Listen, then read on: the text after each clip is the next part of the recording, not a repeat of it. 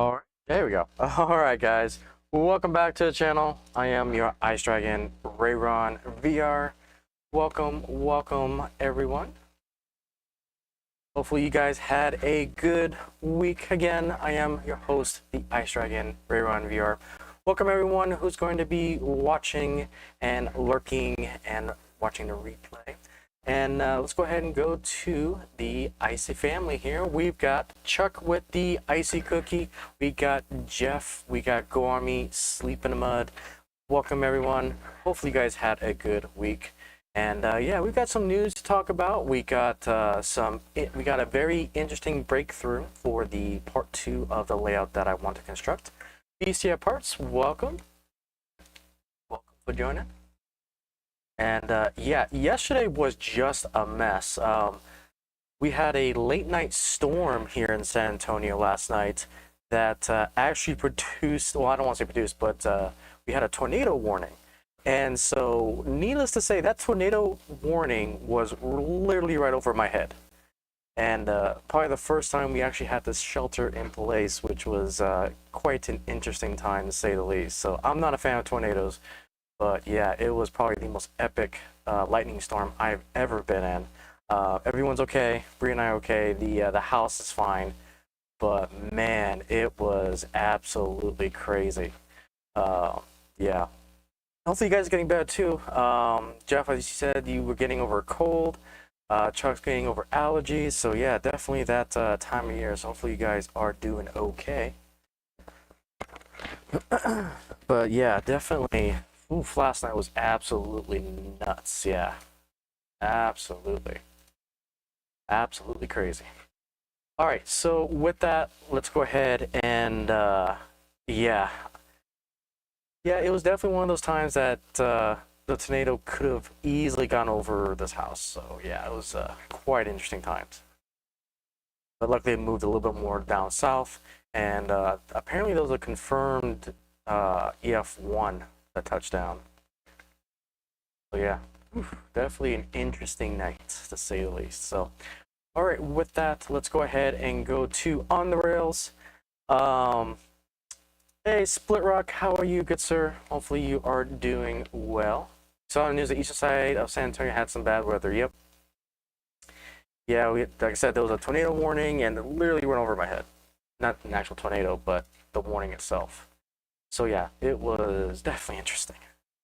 So with that, we've got what I call the Big Brothers in celebration of 4014 that's going out to the East Coast, which we will be talking about that. I have decided to also get the twin brother of the big boy in diesel form to help out our big boy for today. So with that being said, you guys know the drill. Let's go ahead and change that light over to green. Go ahead and get our switch here. Go ahead, or phone, switch to green, and then let's get our train on the way. Oops. Okay. There we go.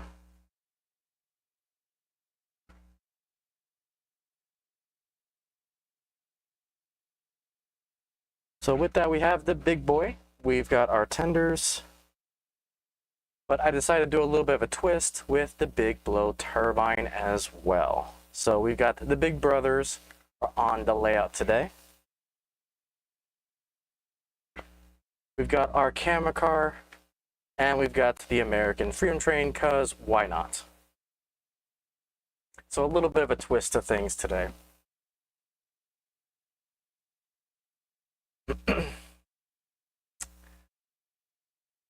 So that storm didn't affect it either. Good, yeah, because it was headed towards Shirts, but I think it hit the southernmost part of it.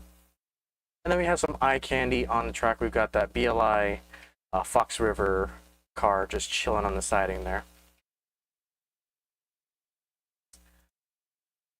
So let's get you guys on board. Real quick, we'll do our first initial lap here. So there is our turbine. This turbine is a scale trains, big blow. First initial run of them. This is number 26, which is actually one of the 2 survivors. that is stored in Ogden, Utah. And then we got 4016 or 4018 pulling it. Yep, and definitely a little preview to what we're going to be talking about. Jeff is definitely nailing it on the head there. That was definitely epic. I definitely liked what they did with that consist. It gives me a reason to get those TTX boxcars.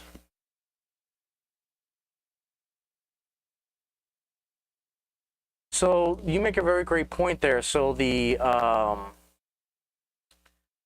their heavyweight 6-axle coaches have been shipped. I got a notification from Train World that my winter BLI coaches have arrived. Unfortunately, because of the water heater flood that we had in the garage, that money that was supposed to go to the coaches, I had to spend on some emergency pipe work, and so I had to release my pre-order. So we probably won't be getting those winter cars anytime soon, unfortunately. But I've been seeing some people get the Pennsylvania cars in. I think the AFT ones were coming in, but I haven't seen anyone actually order them.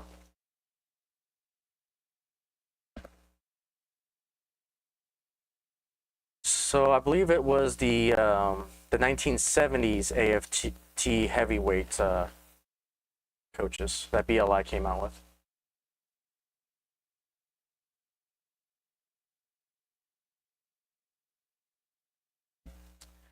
All right, ladies and gentlemen, let's go ahead and go to the news. As like I said, you had a massive vet bill this month, so pre-orders canceled. Yeah, I mean, life happens, unfortunately. But the good thing about it is that, you know, if it's one thing I learned about this hobby is that if you pay attention to the secondary market or go to hobby stores if you can, or train shows, more than likely you can get it on the secondary market, with the exception of those that are like highly exclusive, which we'll talk about. The GS4 now. Okay, so we got our first look at the Norfolk and Southern's painted scheme here.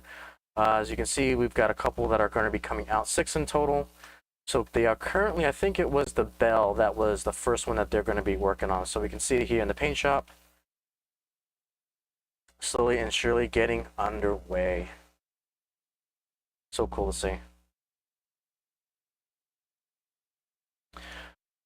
So we start to see our first factory sample of that exclusive BLI steam engine here for you know, America's 250.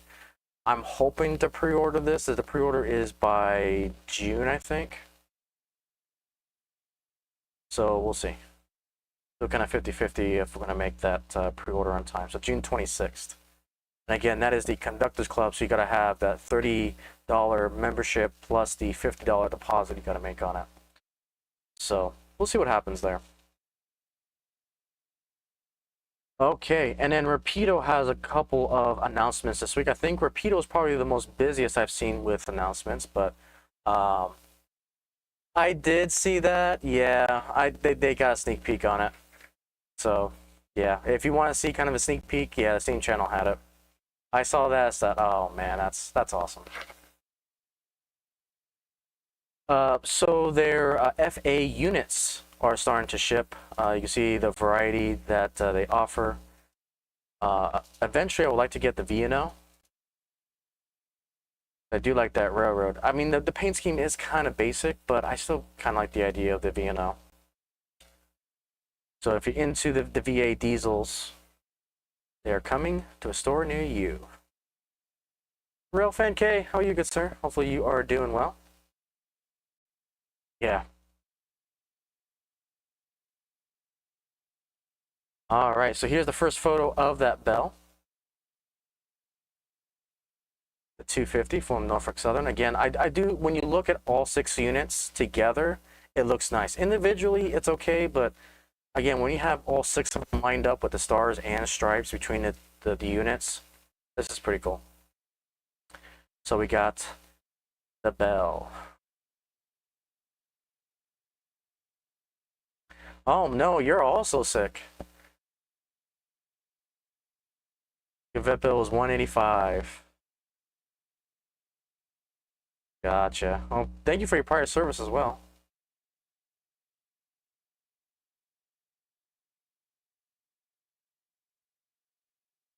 Or no, is that for, sorry, was that for your animal? For your, I was thinking wrong vet. You see, the bed looks better with the black under the frame. Interesting.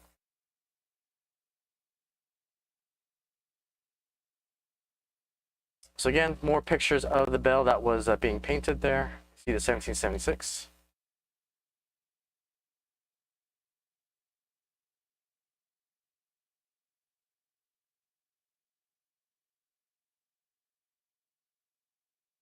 That's pretty cool. Still makes you wonder who's going to get them out first. Oh, the dogs. Okay, got it, got it, got it.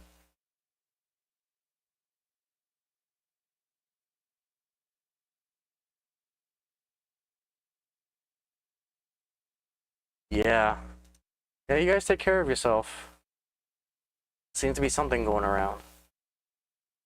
All right, and then now we also got to see that 1776 Freedom and Liberty units out on the main lines. There's been a lot of rail fanning. This comes from the fans of the BNSF Railroad here. So there's Liberty, there's Freedom. You guys down with the sickness? Yep.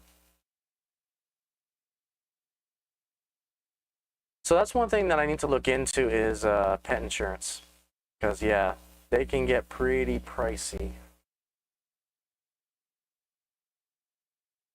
I think Catherine's an imposter with the SC70 ACE tooling other than BLI. Yeah, so definitely agree with your Railfan K. I think BNSF easily has the best paint scheme. I think it's a little bit better than the Screaming Eagle from Canadian National.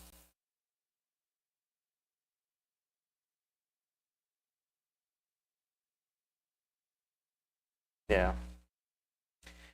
Yep. But yeah, massive props to BNSF.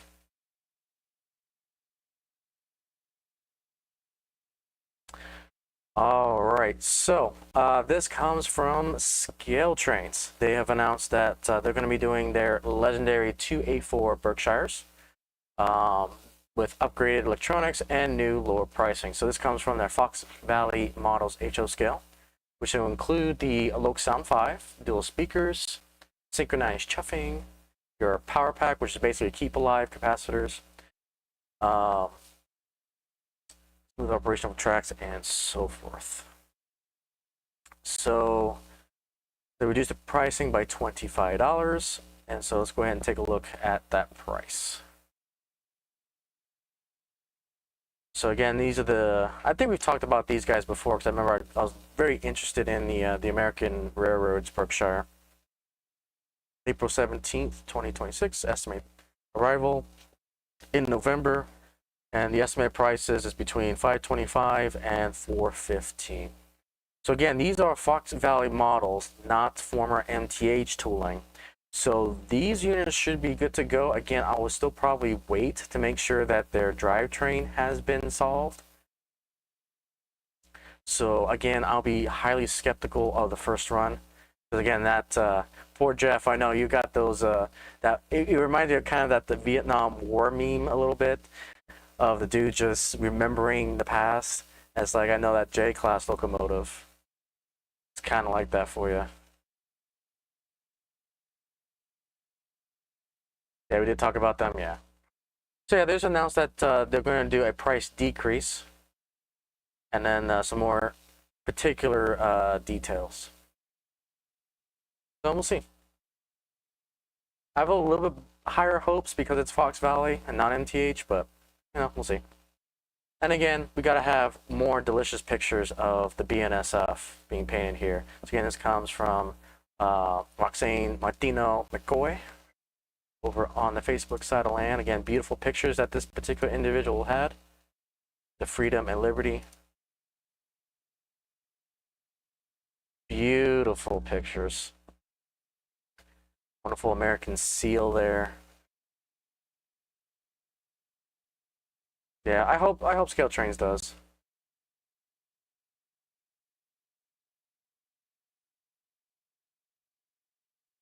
Beautiful. All right, so just in time for Chattanooga and the National Model Railroad Association's train show, we've got Southern 4501 with that beautiful green scheme here. So this comes from the NS Locomotives Equipment and its predecessors Facebook group. This is a gorgeous locomotive. That green with the white wheels. This is absolutely stunning. Hopefully, since you pre-ordered the PM 1225, yep, definitely agree. Beautiful paint scheme, and they were talking about it. I wasn't sure if they're going to make it in time, but man, I was wrong. The paint scheme is done, and it is up and going.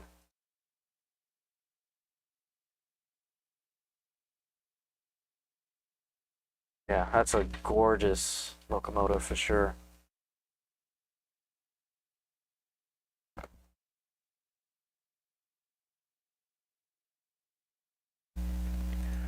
All right, so we were talking about the T1 Trust last stream, and today we got some more updates. So this comes from the chairman of the trust. So they closed out 2025 as their strongest year to date, with 2026 already building on that momentum.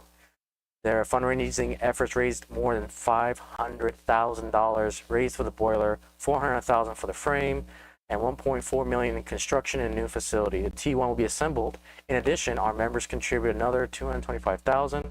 It is truly a remarkable year to start 2026.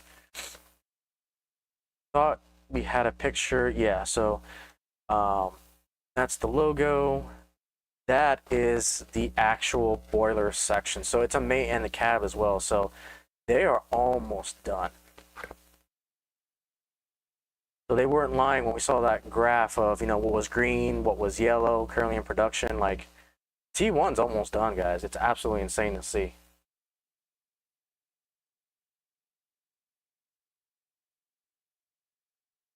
So hope they get her fixed. They ran her and then she broke. Not sure what. Oh, I didn't hear that. I know it was being run. Didn't realize it broke. Yeah, hopefully they get it fixed soon. But yeah, we're gonna have an operational T1 in our lifetime. And this was that facility that we were talking about in Denison, Ohio. As part of it will be leased to the PRT1 Trust to assemble the locomotive. And then this is, they didn't have to rebuild the tender. They actually were able to find a donor tender that'll become part of 5550. So that's pretty amazing that they were able to find a tender.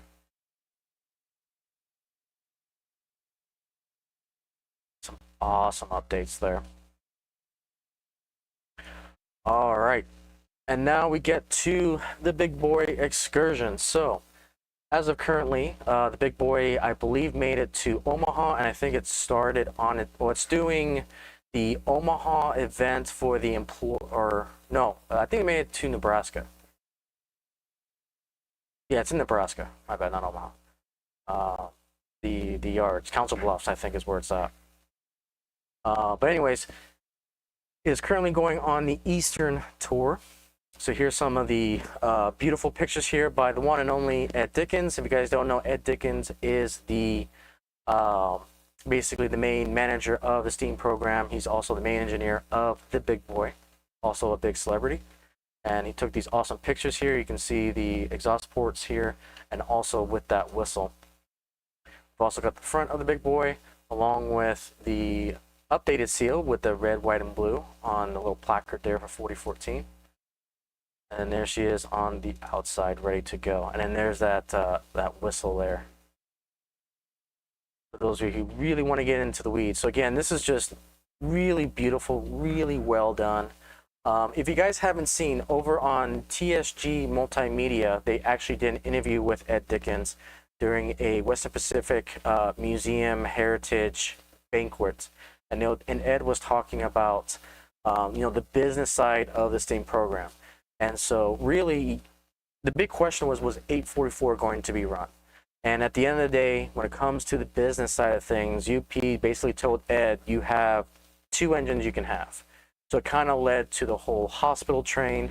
It led to them keeping 4014 and 844.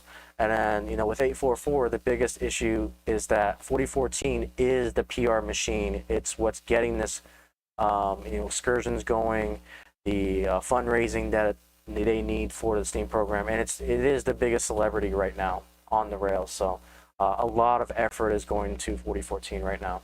And 844 is just the backup at this point, that backup quarterback on the team. So yeah, hopefully we'll see 844 someday, because eventually 4014 is going to have to go under the boiler inspection. And so once that's down, we'll probably see 844 come back up. But for now, the big boy is king. They're pretty epic photos there. So again, highly recommend following Ed Dickens over on Facebook. And to kind of piggyback off of that, as Jeff mentioned earlier, this was, again, coming from Smoke Orders, again, highly recommending following him on Facebook. It had its 4 coach attachments along with the 5 TTX American flagged box cars on it, which is absolutely amazing. It had some grain, and then it had the caboose at the very end. So some pretty epic shots of the big boy. It is also unassisted.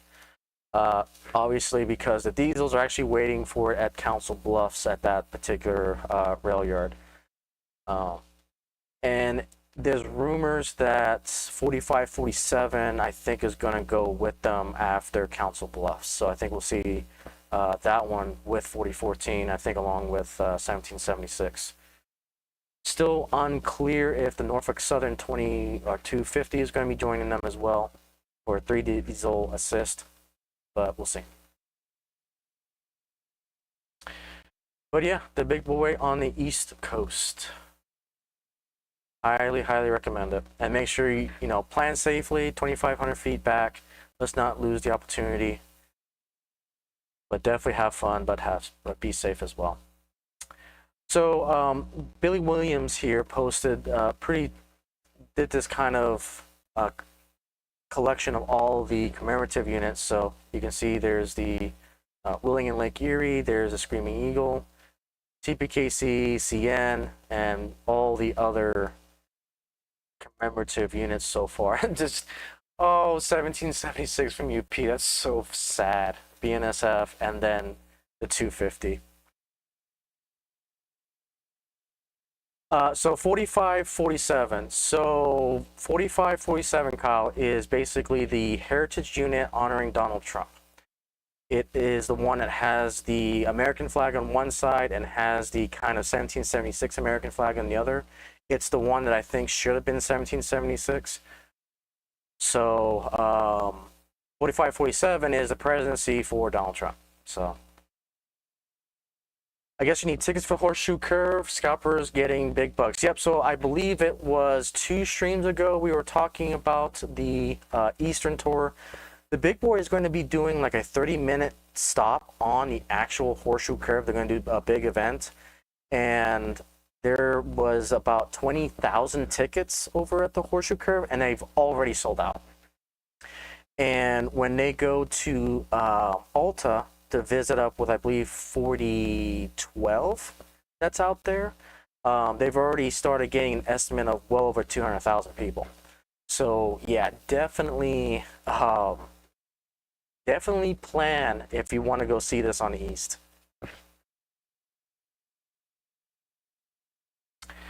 But yeah, you can see all these beautiful locomotives, and then there's the yellow. Oh, UP. I know you have the big boy. I know you're doing all these other awesome things, but really, it just kind of highlights the meme that is UP at the moment. All right. So some Japanese news. So hello, Fresno Jason. Welcome. Hopefully you are doing well. Yeah, stay away from 200,000 people. Yeah. And one thing to note too I'm not sure if Virtual Railfan is going to do this, but it's something I would also plan because they do have that horseshoe curve virtual camera, but I guarantee you that they're probably going to have it on their website and you probably have to pay the subscription service. They haven't really announced it yet, but from a business perspective, that's something that I would also plan on if you want to see it virtually. So again, there is that Virtual Railfan cam, but I think they're going to make it exclusive. It just makes sense business-wise. UP Bastion, yeah. Again, I'm a big UP fan nerd. I will still bash them for 1776. And I mean, BNSF outdid you, UP. You have a feeling they'll keep the camera turned off. Interesting perspective. You know, it would also make sense to have it turned off because they may not have the rights to. I'll be surprised if they didn't have the rights to film it. But it'll be interesting. Hopefully they do. Knowing Scale Trains, considering that they're a partnership with Virtual Railfan, they probably would make sure they have some sort of licensing agreement. So yeah, the bullet train out at Japan, there was this Hello Kitty bullet train, had a lot of pink inside. It was Hello Kitty themed. I used to have this in N scale in a Kato, but it was officially retired, and you can see it being it's being dismantled. So rest in peace to the Hello Kitty train. I know there's plenty of traveling YouTubers out there that rode this particular bullet train.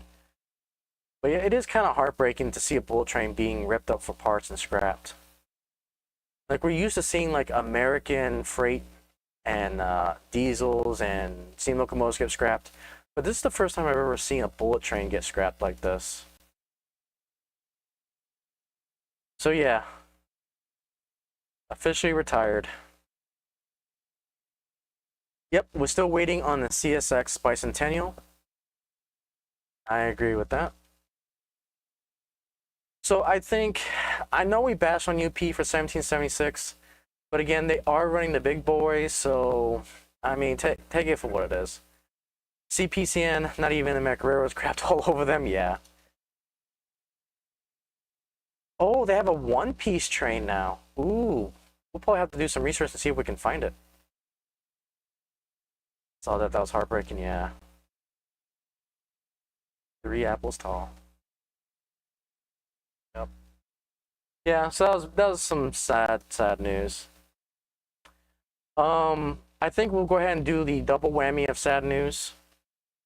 So this one actually hits us, but you know, it is what it is. So Andy Dorsch, if you guys don't know, he is the main host of the Second Section podcast, along with Mike Ostertag. And he actually announced this yesterday, and I really did not see this coming. Andy did announce that he had a flood in his basement, and there was a lot of damage from what I understood. And sadly, the Second Section podcast has come to an end. So after a lot of thought, it's time to bring the Second Section podcast to an end. This wasn't an easy decision. The podcast has been an incredible part of his life, and I'm deeply grateful to everyone who listened, watched, supported, commented, shared episodes, and especially to the Patreons who helped make it possible. What started as conversations around the model railroading and hobby grew into a real community. I never took that for granted. At this point, I feel it's not the right time to close the chapter and move on to other priorities and projects. Rather than continuing half-heartedly, I'd rather see the show and honestly and respectfully. Thank you for every download, every message, every interaction, and every bit of encouragement along the way. Your support meant more than you probably realize. The existing episodes content remain on YouTube for now, and he's proud of what you guys built together. Thank you for being a part of this journey, Andy. So yeah, I give all the respect in the world for Andy, being honest that, you know, life changes, we get curveballs. No doubt this is definitely it's in my top 5, if not number 1 podcast out there. just to sit back and relax and watch like on a car trip or so forth. But yeah, you know, times change, things move on. Other podcasts will come up, but definitely a big rest in peace there. The things happen. So yeah, I'll look up that One Piece as well. They have 3 or 4 of those now. If memory serve, they're planning for 4. Interesting. Yeah, Everything Life is on a bell curve. Second Section podcast did a great job. Yeah, absolutely. Oh yeah, I appreciate that. Yeah.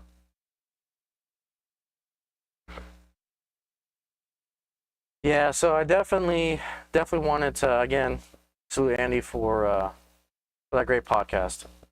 But again, there's plenty of others out there. Plenty of others. Okay, so for more announcements, again, Rapido really had a big week this week as far as announcements are concerned. So today, they're excited to announce another run of GP40s in the HO scale. So again, you can read all the details here. But here's basically all of the lineup when it comes to GP40. So if you're a big GP40 fan, you're eating very, very well. I'm very interested in the Rock Island paint scheme, but everything else is kind of meh. But yeah, again, if you like GP40s, there you go. So you just saw the One Piece bullet train. Awesome. Yeah, we'll do some research into it. Okay, so going on to the next news, as brilliantly timed by Railfan K there, the next announcement is the Cabooses. So yes, we've got the Squamish caboose here that they just announced. So you can see there's the BC Rail, as Railfan K has definitely announced and is excited for, which I can see why. Yeah, these look amazing. A lot of detail. For me, it's just a lot of detail that I could accidentally break off. But yeah, you can see just a plethora of lineup here. A plain yellow, plain red. We've got all these different green ones here. So there you go. If you're into that, then in BC Rail as well. And you got 3 different types. So there you go, Railfan K. You can expand your BC Rail collection.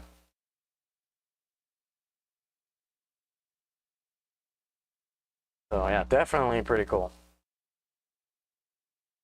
All right, and then Bachmann. So you're looking forward to seeing Rapido's new SP caboose. Yep. Bachmann has released their Senator Press flat car. So you can see that particular scheme, all the respective information. But me personally, I'll probably go with Class 1 Model Works. I'm kind of biased towards Class 1 Model Works.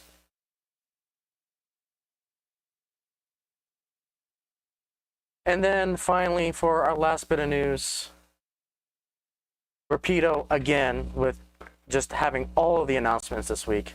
This one I think is a big one because I know there's a lot of people excited for this, especially for the price.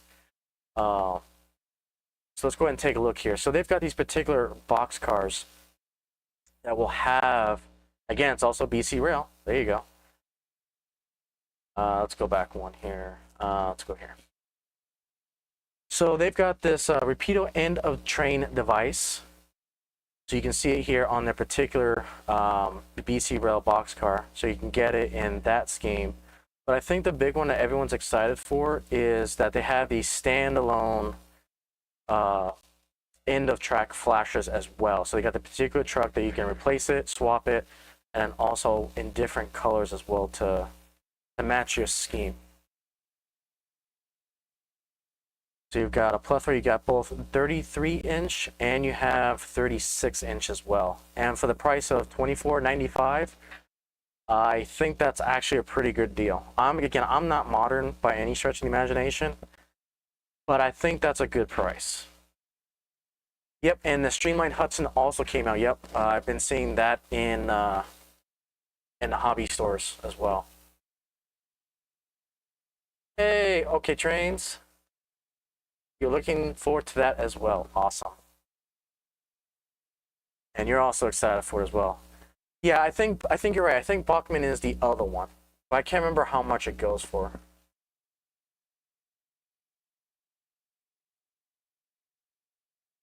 Yep, it is Rapidos, correct. And Gormy says it's Rapidos hitting it out of the park this year. They are making a lot of good announcements this year. That they are, especially with this announcement, they are definitely expanding their offerings, which is nice to see.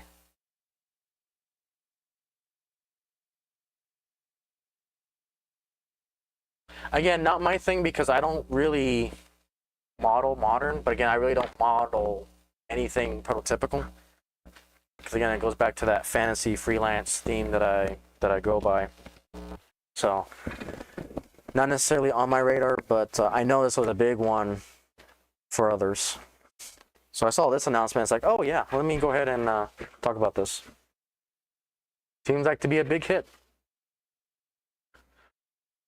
So another thing that Rapido announced that almost went under the radar for me, and I need to find it.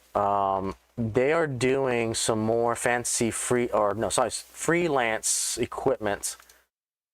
I just can't remember. Oh, come on, you guys don't have it on your main page? Come on. Let me see here. Give me a hot second. I know, let's see, 70 max.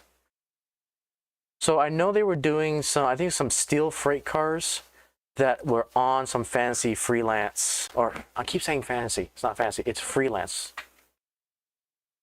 But yeah. Yep, and then also a big plug to Split Rock for his Split Rock grinding company paint scheme, which is his freelance railroad.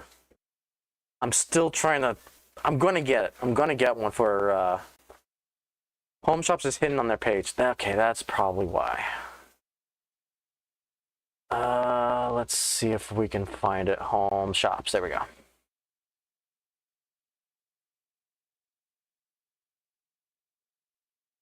All right, so let's go to Mr. Split Rock.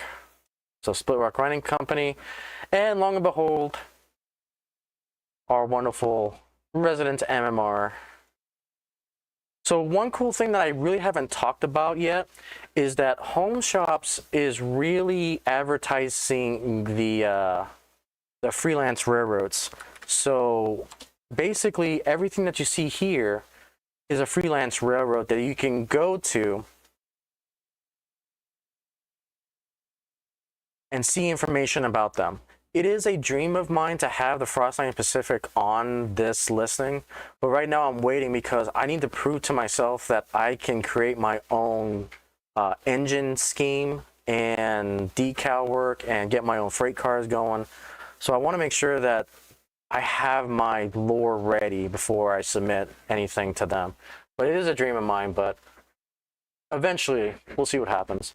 Yep, and again, also the Denver trains get 5% discount code, so there you go, guys. So use SRMX, you guys get a little bit of a discount. So thank you, Split Rock, for sharing that. Absolutely. Also from Home Shops, they have the where is their lineup of just offerings? Let me see here, products. Let's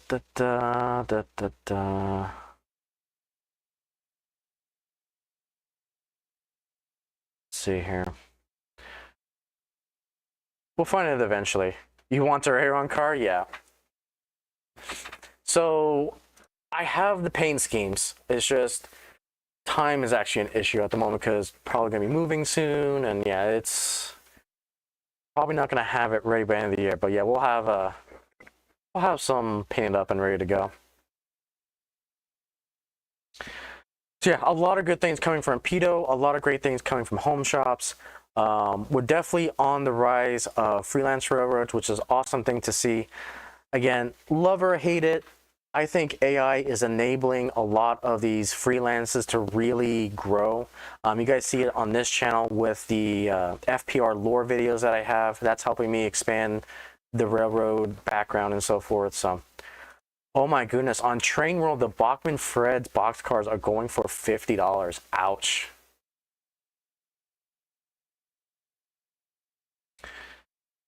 we'll dive into some of these other things. Let's go ahead and finish up the news here. Oh, I think that was actually the last bit of it.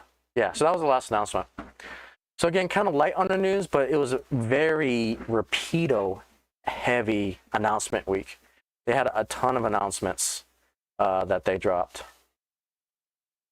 I think the easiest thing is just to, give me a second. Let's go to all the cameras. I'm gonna go to their Facebook page real quick.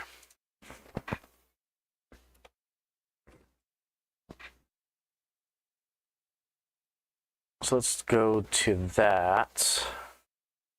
And we can get the announcements that I'm looking for.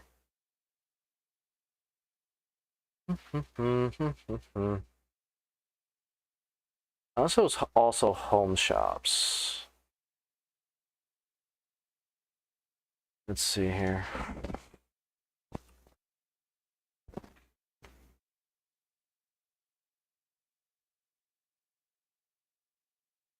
We'll find out one way or the other. Okay, got it.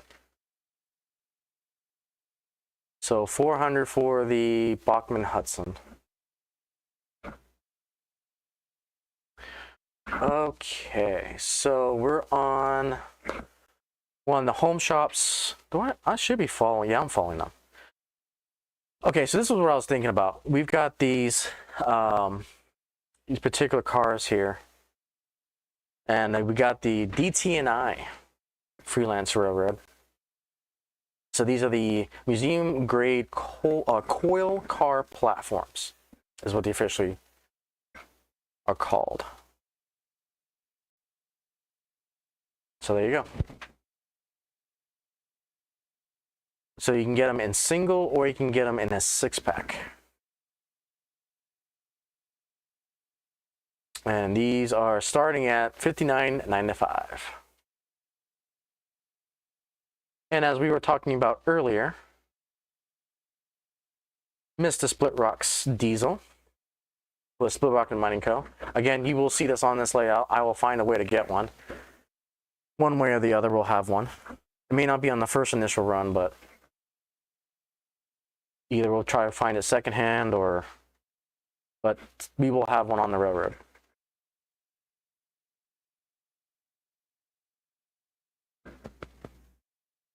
So you just got the Norfolk and Western 080s. Nice. Yeah, unfortunately, my train budget has been nuked this month.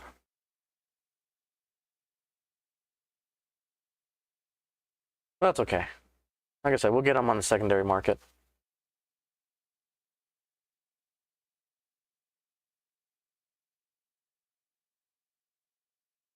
Oh, I appreciate it, Split Rock. Thank you. I appreciate that. We'll talk more offline.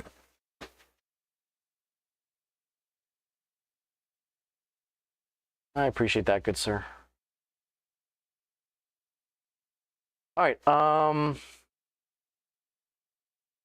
to think, what else? Was there anything else? Any other news? Did I miss any news, guys? Do you have any news to share? If not, we'll go into kind of the topic for discussion today, which is phase 2 of basically my quest to build my end-all be-all layout. So there was a Facebook post that I saw, and it had dual track, and me thinking that, you know, is this microengineering? Because here in the States, we're used to seeing microengineering having the HO and HON3. And I was like, okay, you know, I want to get into everything HO scale. And so we kind of, you know, a couple streams back, we were talking about the state of narrow gauge and how HON3 is mainly microengineering. You've got HOM over in Europe that Pico is basically having that or announced that they're doing that scale track. And then you had HON30, otherwise known as HOE. It's basically N scale. Any N scale track will work for HON30. But over the week, definitely made a big discovery when it comes to dual gauge, and this is definitely kind of the higher priority when it comes to what I want to do. And I found this company over in Europe called Tillig. See, Norfolk is your favorite railroad, yep. And especially it's hard to find those OEOs. Yeah, they're definitely kind of tricky. You think of ordering some more scenery stuff and a few small houses for your layout. Nice. Look forward to those videos. And so kind of made a discovery that really changed my phase 2 layout. And if you guys remember, my phase 2 layout is basically, originally I was going to have the K track in the center with Camp Pico, and then code 83, code 100 on the outer sides of the K track. And then that has kind of expanded because I found this. So let's go ahead and take another field trip. So over in Europe, there's a company called Tillig that also offers dual gauge track. And as you can see here, not only do they offer dual track, but they offer it in the final 2 gauges that I need. So this is standard and 009 gauge track as well. So this is literally HO and N scale in a dual track configuration, which is epic. But not only that, it gets even better. It gets even better. They also have HO and HOM dual gauge track. So now you can kind of see where this is going to go. Because I have found the last 2 gauges that I want to get into, my phase 2 layout, which is basically, for lack of a better phrase, it's going to be a racetrack layout. It's going to have, originally supposed to have 3 main lines, but breaking news, we're going to expand that. So phase 2 version 2, let's go ahead and I'll show you guys what that looks like. So ladies and gentlemen, welcome to the super main track for the Frost Line and Pacific Railway. So this is phase 2. So the way I'm going to do it, and I think this is my final design, the modulars are going to be 24 inches wide because I can no longer sustain my 12 inches wide modular like this layout has. However, if I upgrade it to the Fremo standard 24 inches wide and then stay within the 3 inches for my straights, and then the curves, I'll figure out the curves another day. But now with the 7 tracks here, you can see that this actually fulfills my dream of running any type of HO equipment out there in the market. For the most part, there may be some more nuances, but this design is huge for me. So starting from the top, we're going to have Atlas Track 100. Reason why I went with Atlas is because they're easy to get and it's pretty universal. Now, high speed, you guys can probably guess what that main line is going to be used for. I am still debating if I'm going to put up the overhead wiring for bullet trains. Yes, so the code 84 is standard gauge. So you'll see code 100, code 83, that's going to be my standard gauge track. Now remember, I'm still going to have the 4 sections that have Pico code 100, ME code 100, Atlas code 100, and what was the last one? Oh, ME code 100. The reason why I want to do it that way is because I want to test engines going from different manufacturers' code so we can also see how they react. So we can really, when we do like potential review videos in the future, you can see an engine transitioning from code 100 Atlas to ME to whatever. No, I got what you meant. Yeah, code 83. So that is still going to be a thing. Am I still going to call it Camp Pico, Camp Atlas modulars? No, I'm going to change the name of it because this kind of changed just what I'm going to do in general. This also changes something from the lore that I was going to do. But the minute I found the Tillig dual track, it made sense to just, you know what, let's just put it all in one modular. So the high speed. So this goes into phase 5 a little bit. I want to get bullet trains, starting with Amtrak. We'll get the Amtrak Acellas, both the old and the new. I do have the old that's currently at my parents' place, and I got to get that converted. We'll eventually get the new Bachmann Atlas. Eventually, we're going to start getting into the Cato bullet trains as well. So this code track out here is also going to be, when it goes to the turn, so I'm not going to turn it normal. We're going to put a piece of styrene so we can have that elevated tilt on that particular main line. So that way when we do our bullet trains, they'll have that slant to it on the curves, so that way it can go fast. That's the whole point of it. Gotta go fast. So we'll get into the bullet train era. We'll get the ME dual track HON3. So that way, again, I can use that main line for standard if I want to run any of my standard trains. But then we can also dive into N3 if we really want to. We talked about code 100. This one's also going to be kind of my dedicated 00 as well. We've got K-Track, which is the 3-rail ACC. Again, we've got code 83, which we kind of talked about, that will have code 83 depending on which straight of the layout it's going to be. We'll have code 83, Pico, Atlas, ME, and yeah, the fourth one. We've got the Tillig, which was the final piece of the puzzle. Again, this is going to be super freaking expensive, but it's what I want to do. We'll have both standard HO and HOM, which means now we can get any of the Swedish, any of the German locomotives, and then finally the big one, HOE, which is also HON3, which is in scale as well. So, but again, I can also put HO trains on there because it's dual track. And the beauty about this system is that it is purely dedicated for watching trains go around the track. And so I have to give a lot of inspiration to Anthony Dodge and the Model Railway, Markland Outsider, because his multi-lane tracks is kind of what also inspired this. Originally, I was going to go with the 3, but the minute I kind of realized, as soon as I found that Tillig, it all came together. It's like, this is actually what I need to do. So we're going to make this homebrewed modular system with 7 main lines on it, so that way we can do exactly what Split Rock said.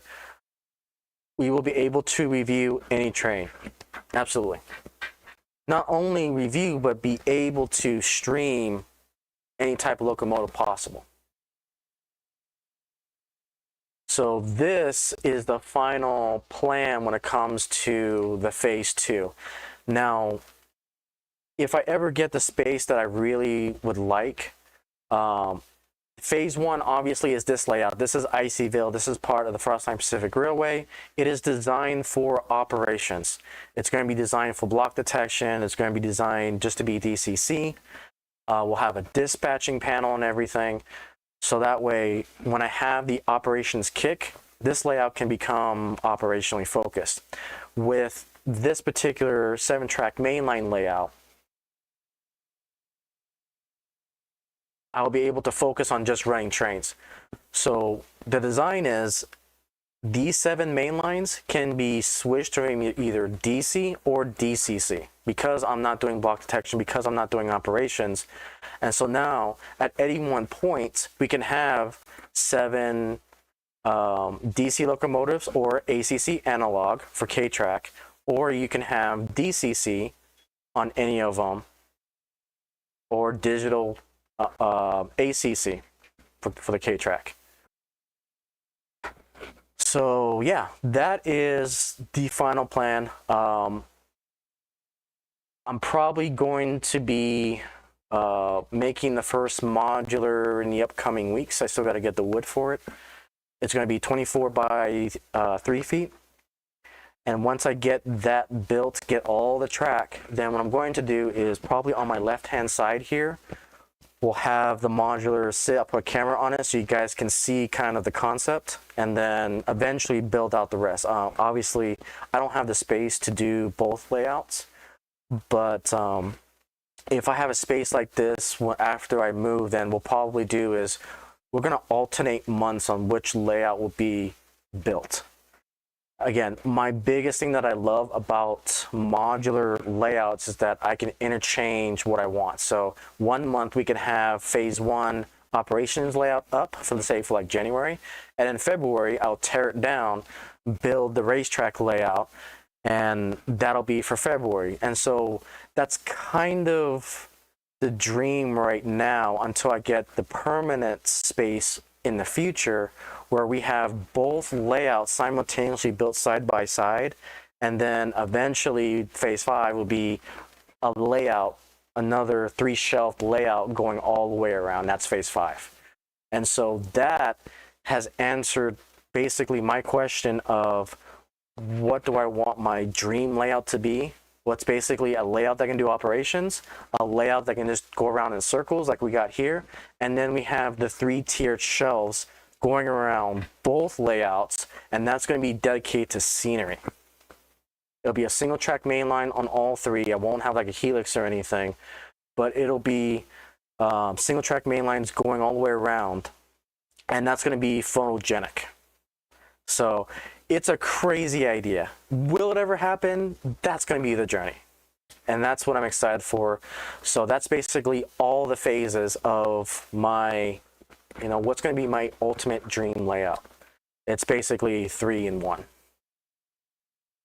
So absolutely, I'm stoked about it, and I can't wait. Absolutely excited. So let me get caught up here. Okay, let's see.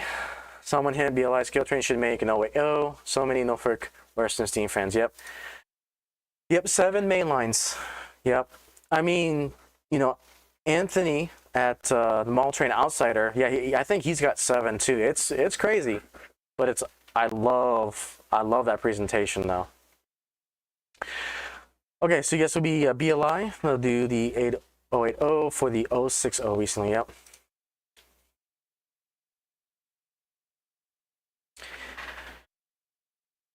I still think you're gonna get that. Oh man, that M class locomotive from Sunset. Yeah, I think it's gonna be worth the money. I think it's gonna be worth it.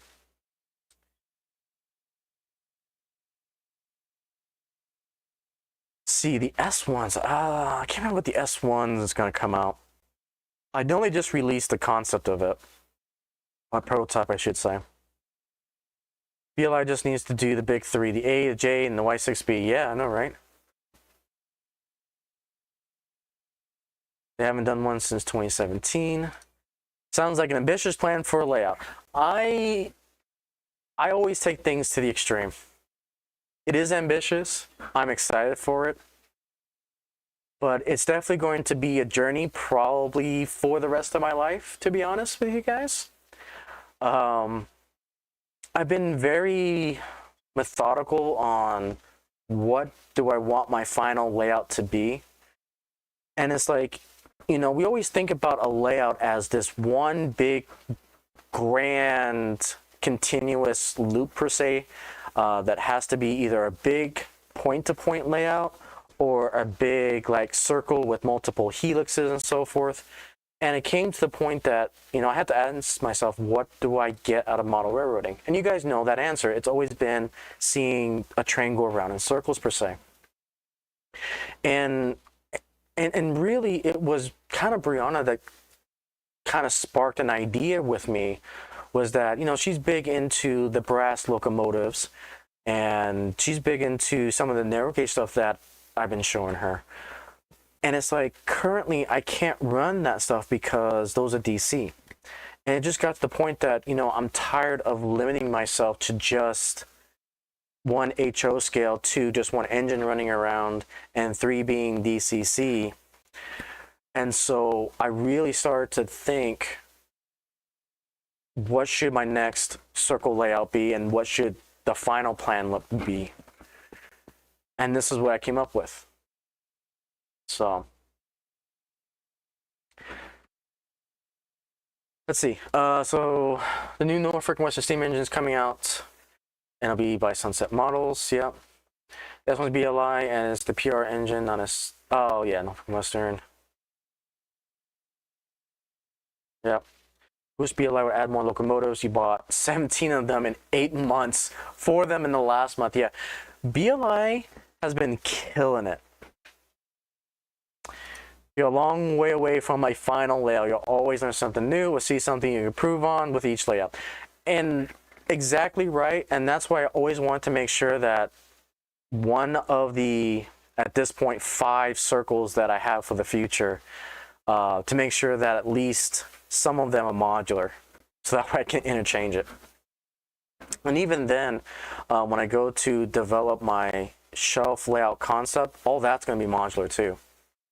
And there may be a point too that the shelf layouts may be point to point. They may not be full circle, which I'm fine with that too, because the concept of the shelf layouts that I want to make is more purely dioramas and photography studios in a way. It's not really a layout per se. It'll be more of me doing my short videos that you guys typically tend to see. So I'll probably have like different sections of the layout to be more of a diorama to tell the Frostline Pacific story.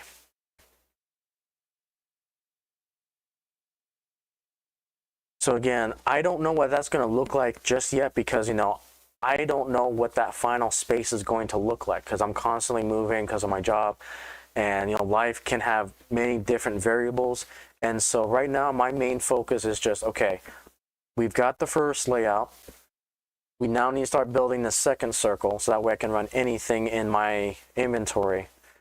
And then, you know, the last stage is when I'm fully retired, which again, this is going to be the final journey per se.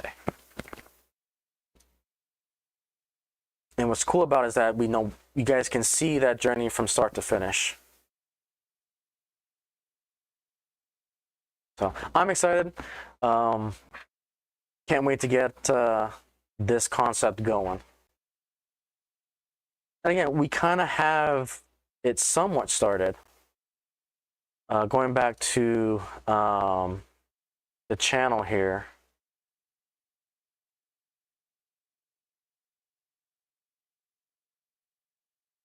Let's go to posts. So we do, like I said, this image right here is basically the start to it. So this picture right here, we have 3 of the 7 main lines already on here. Now I probably won't use this particular table. I think this table is going to be used just for videos and photography and so forth. Because I've gone back and forth if I wanted to add the other main lines to this table. Originally called Camp Pico, because this is a Pico 83, this is a Pico 100, and then we got that K track there. But if it's something that I've learned, I don't like the concept of this table. I'm going to go back to the box frame design that the Fremo standards have.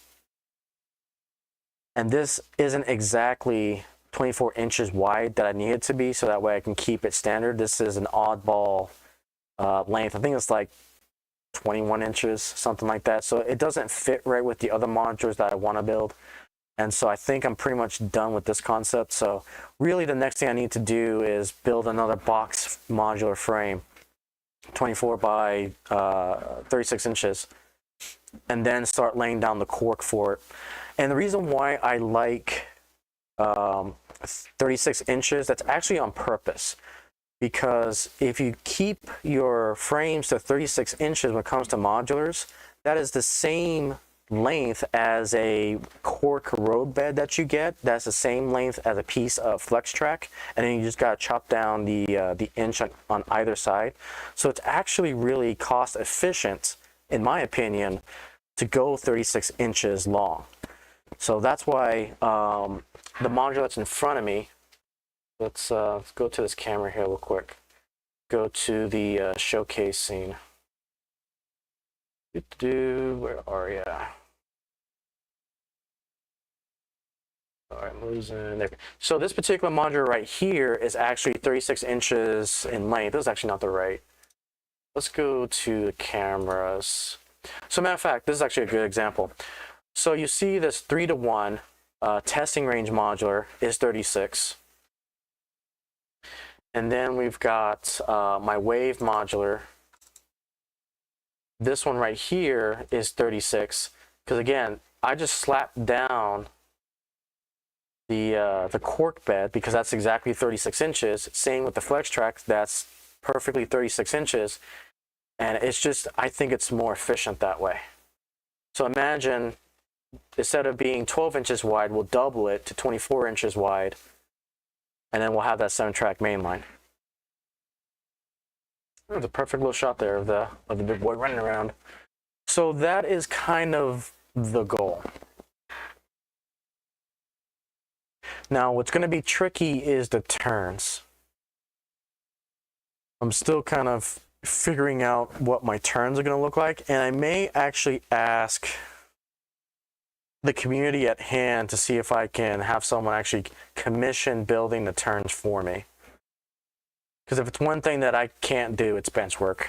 Bench work is just out there for me. CBLI is killing it, yet you want another run of their CNOs. You kind of want to run point-to-point layout. Don't know if Samuel would consider a point-to-point. They can't do anything else right now, Jeff, because they're already at max when it comes to the fire marshal space per people. There's an X amount of people that can be at the museum, and so I don't think they really have the space until they build a second building. So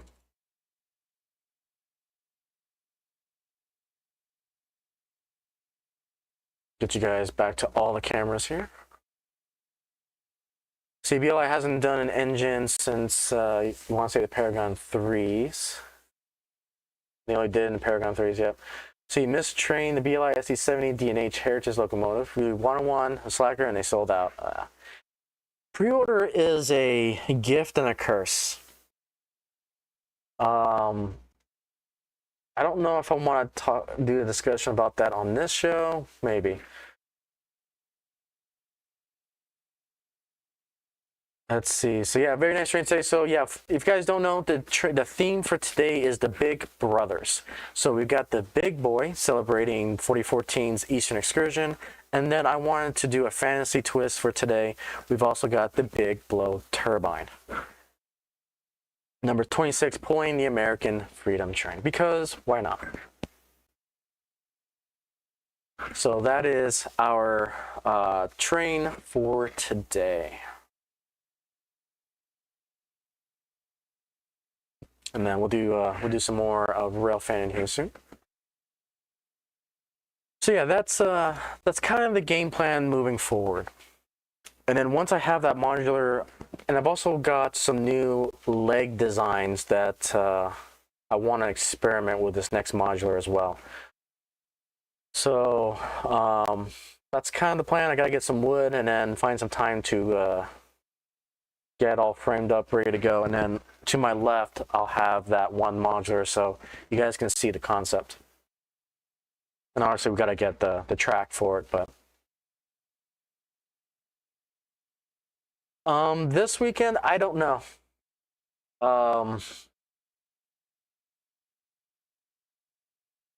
It just depends on a few things.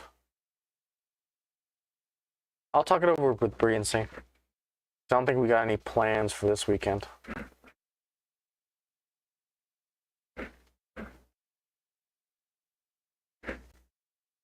Yeah, I haven't been to the summer in a hot minute. I've just been dealing with so much other stuff. So. But yeah, I am excited for the future. Absolutely excited. Excited for this. Because again, the second phase 2 layout for now will be point to point. Like I'll build the 4 straights that I need. So go from 1 modular to 4 straight modulars for point to point. And then eventually we'll build the circles that we need. Or we'll build the turns that we need. And then put it into a circle. So again, it's going to be a step by step. It'll be like 5 steps. You know, build each of the straights and then the turns. Okay. You plan to go on Sunday? Okay. Will do. All right, let's get you guys back on board. We haven't done yeah,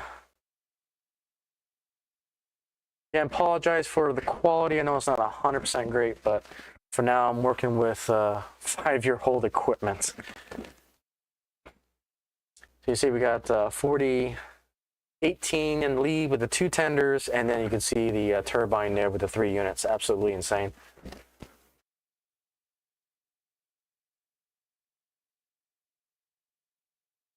Probably go to the rest before going over there. Okay. Yeah, I want to see a Berkshire. Yeah. All right, take it easy. No problem, Garmy. Appreciate you dropping by. Get some rest. That is definitely priority 1. You can always watch us on the replay. And also, thank you guys so much for getting us to 8,100. We're on our way to the next milestone of 8,500, and then the ultimate goal of that 10K. So little by little, we are getting there.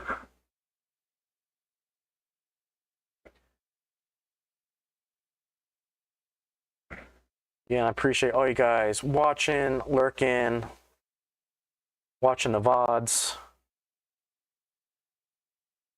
liking, commenting, subscribing. Definitely appreciate all the love.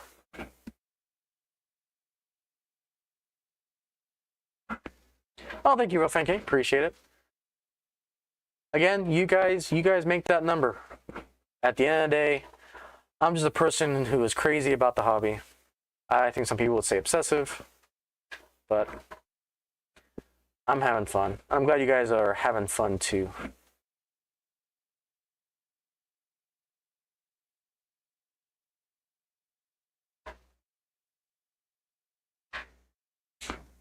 So you guys were saying that there is a 1-piece bullet train. I meant to go see if we can find this bad boy.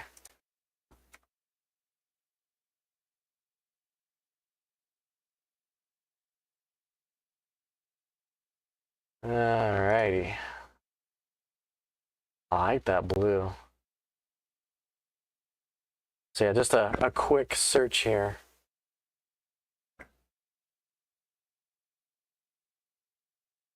So they're gonna have multiple. There's this yellow, blue, and chopper pink. That's pretty cool. That's awesome.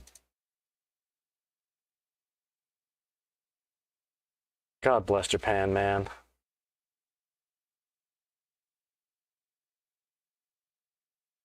That's so cool.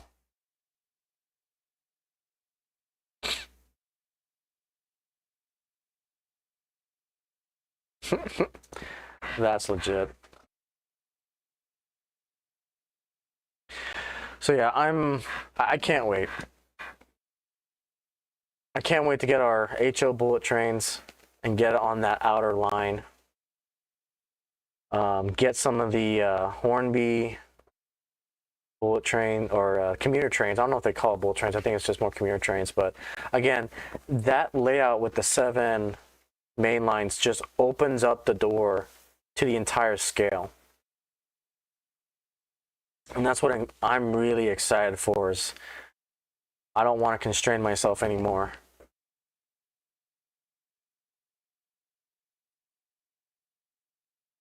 And it'll be a little bit tricky to get some narrow gauge equipment. That's probably going to be on the more latter end of the to-do list. But someday we'll get some N3 equipment, some HOM equipment, HON30. But in theory, because that track is dual gauge to N scale already with the HOE, we can run the bullet trains on N scale. I just got to make sure I change the throttle over, or the power source, from HO to N scale. So really, we can open up N scale to us if we really wanted to. But for now, I really want to stick with HO. Let's see, am I planning to visit any more train shows in Texas this year? So I know the Austin one's coming up in June. I'm not sure. That's with the local Lone Star Region NMRA train show. It's coming to Austin. Not sure if I'm going to be able to make it to that one.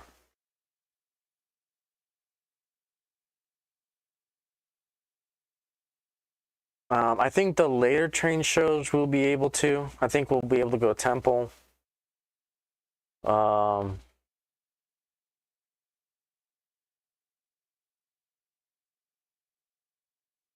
I think it will be the October New Braunfels. I'm not sure. October is really up in the air at the moment.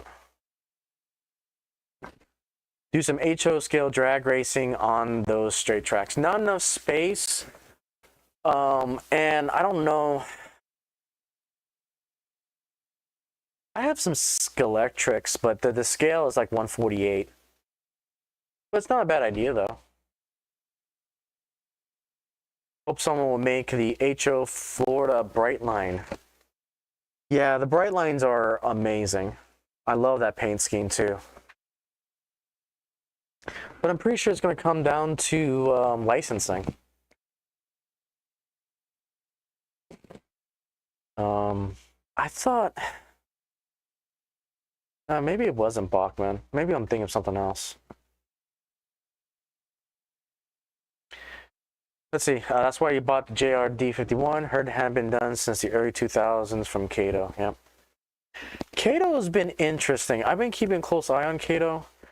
They are expanding the HO bullet train lineup. Like they just came out with that green one just recently, the green and white ones in DC. So yeah, they need the money. Yeah. I'm hoping Brightline can be successful. I know we talked about it on a couple streams back that Brightline started construction for their so-called bullet train from Las Vegas to Los Angeles, and they just broke ground on like the second level of the parking garage. But hey, at least it's progress. It's better than the California bullet train thing. Oh goodness. So they haven't done one since the 90s. Wow. All right, get you the Freedom Train side here.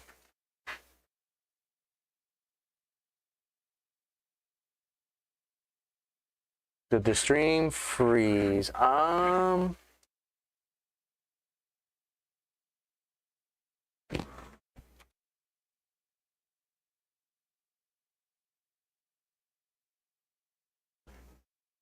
would say refresh.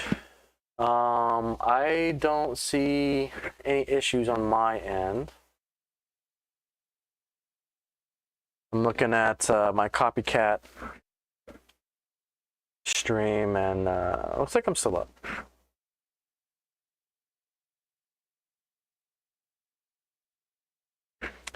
On the right, we've got that BLI Kinefix, we got the BLI Power Car,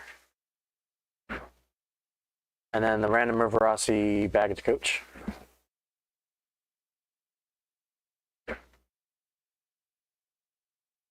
Oh no!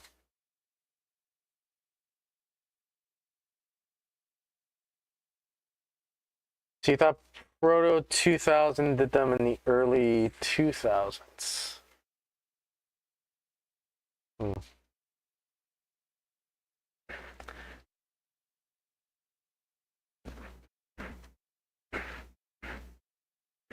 Yeah, I'm not sure. So let me look at, since we're on the topic of bullet trains, Cuddle bullet train HO scale.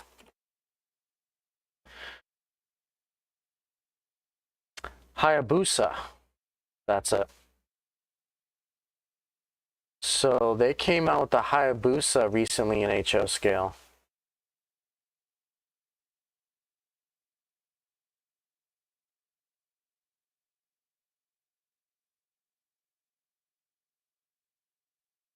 I'm gonna subscribe to this channel. Hmm.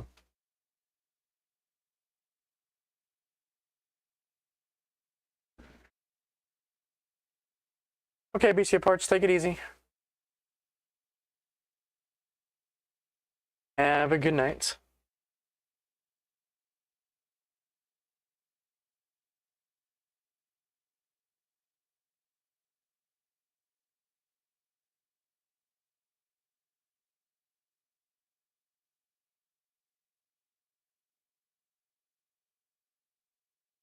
So yeah, not the cheapest thing in the world, but DC was it's on a secondary read. Yeah, that's really expensive. I'm not even gonna show that. I know you can get it cheaper.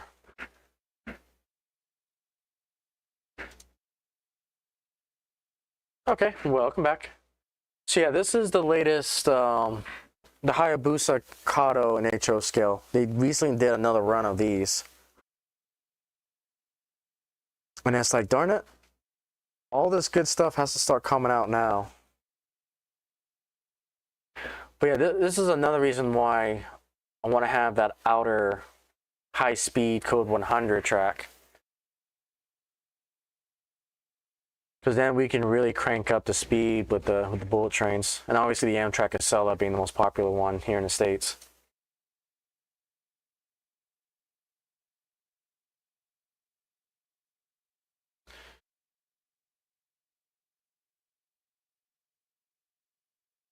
Yeah, that's really cool. Someday. Someday.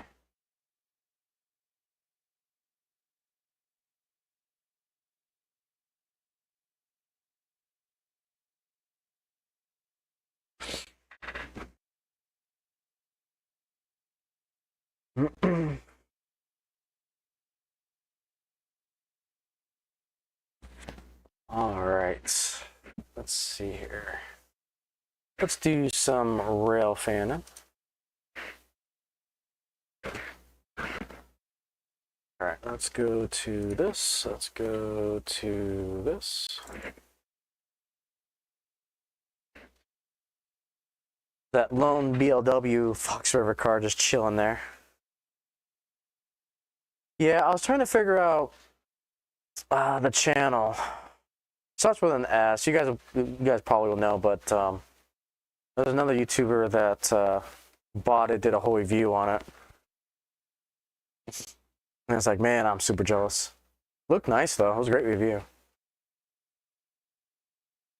All right, so we got the big boy there and that gas turbine. You can just see the difference between the big boy and big boy. It's just kind of amazing.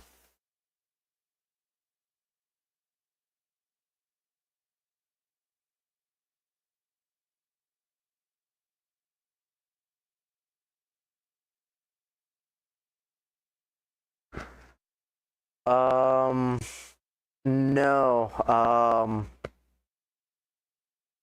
Some Bree got sick, unfortunately, so we couldn't go. And that one's mostly the TCA for Lionel. So it's mostly O-gauge stuff. Yeah, there we go. Kyle, you got it. SCL 3618. Yep.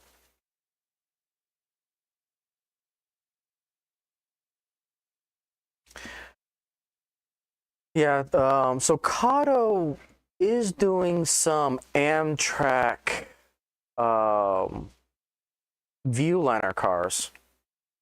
They just recently came out with those, and I'm glad that they did another run of those cars, because Walthers, I think, was it Walthers or was it Atheron? I think it was Walthers. I can't remember. It was one of those two that was cranking out the price, and the secondary market was going insane for those too.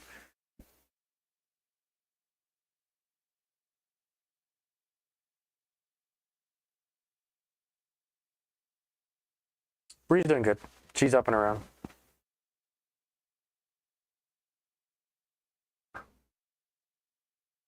Okay, let's go to this view.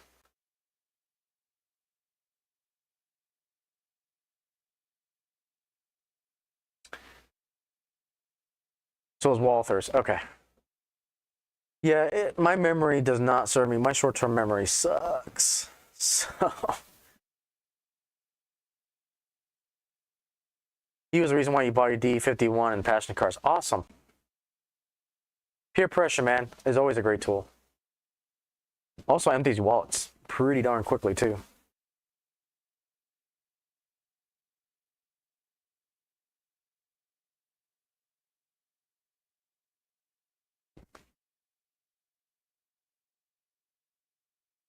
Let's see, we haven't gone... Tell you what, we haven't done...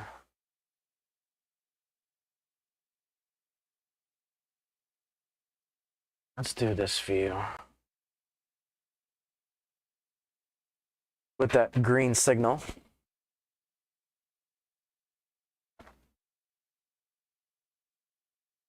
So the signal is currently connected to a Digitrax SE74. So I can control that signal from my phone because I'm using Engine Driver on Android. And it's just like anything else. It's a layout signal that you can throw or close. And depending on which signal number you have, can go from red to green to the flashing yellow to the solid yellow. So that is my command and control that I currently use. I probably will use for this layout. It's just Digitrax is my DCC of choice because it gives me such a plethora of options for controlling the layout.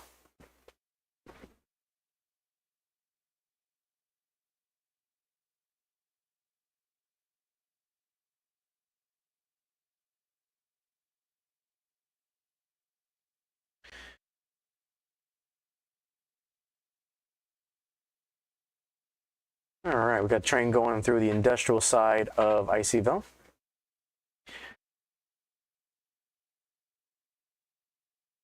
See, it wasn't much peer pressure as much as it was an advisory. If I didn't see his video on it, you wouldn't have gotten it and probably would never see it again. So yeah, it was that FOMO, fear of missing out.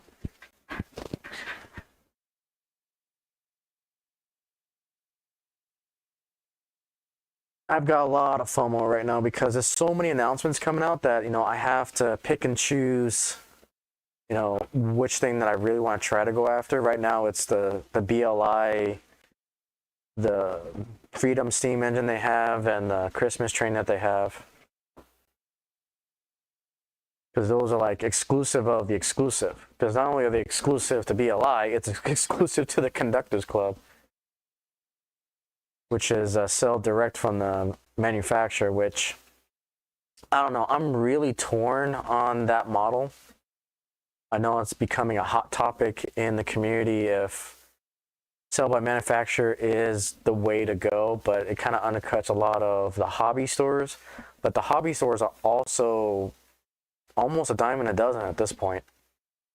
A lot of them are closing up shop, and I know for customers, it's the cheaper way of doing things.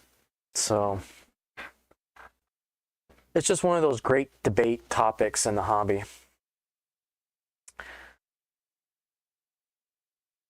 Maybe it's just me, but it seems like model trains are getting more and more harder to find.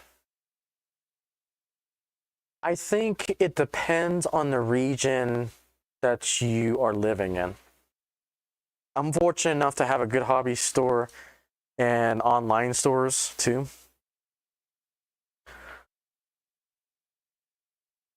But depending on what you're looking for, could be. Yeah, both on order. There you go.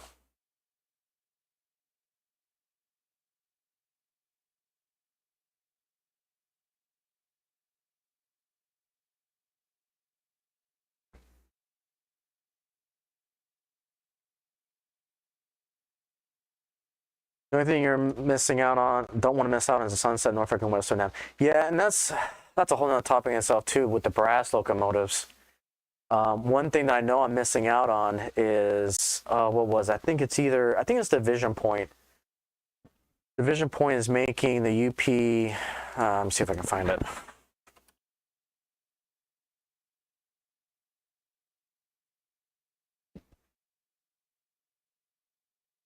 What's those diesels called? Oh yeah, they're making the C855s. And I know for a fact I'm going to miss out on these because A, they're brass, B, they're just like ridiculously expensive. So I want these, but for $3,000, they can go kiss it.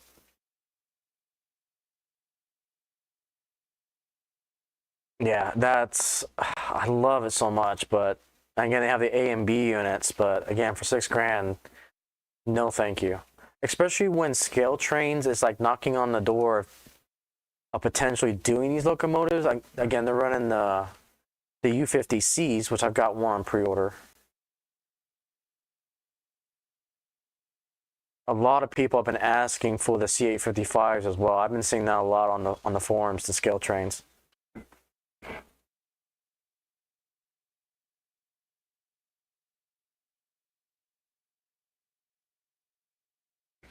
But yeah, it does get expensive, especially for those one-of-a-kind, unique locomotives.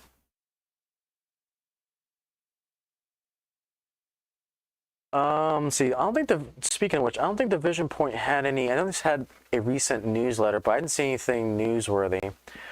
3Rail has just been announcing O-gauge stuff, so I haven't really been showcasing them.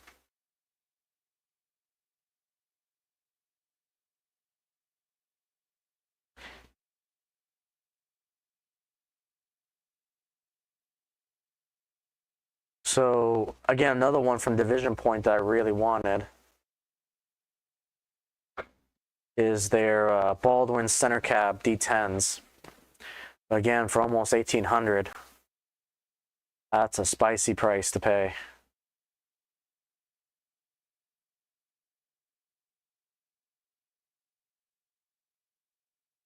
I probably would have gotten in the Cotton Belt because that's Southern Pacific blood there.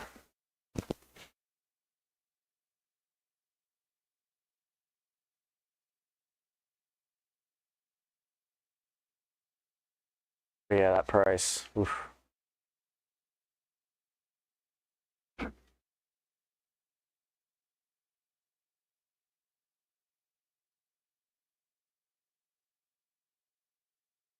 Oh, yep, take it easy. Yeah, no, it's getting late for everyone. Yep, take it easy. Thank you for dropping by, Mr. Kyle. See you on the interwebs.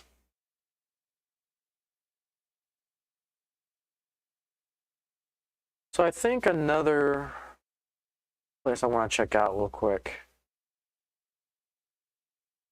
is mini prints. We haven't really gone to mini prints in a hot minute. See what Mr. Bernard's got cooking up.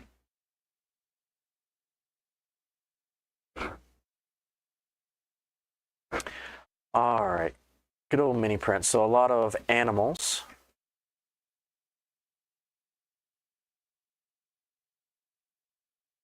And a lot of great things coming from this one. If you guys haven't been to mini prints, again, I highly, highly recommend it. So there's that website. And then also, let's see if I can find.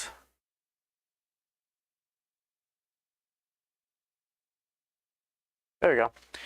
If you too want to have a dragon on your layout. Now this is version 1 of Rayron.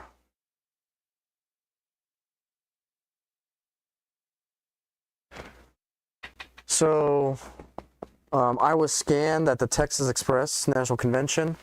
Eventually what I want to do is have a second RayronVR, and I think it'll be the director Rayron from the Frostline Pacific Railway. So technology has been getting so good lately that he's able to basically take a photograph and convert it into a minifigure. And I would love to have the director Rayron that you see at the beginning and end shows now with that cape and outfit. So that'll be a potential future mini coming up. Oh, such a fun time.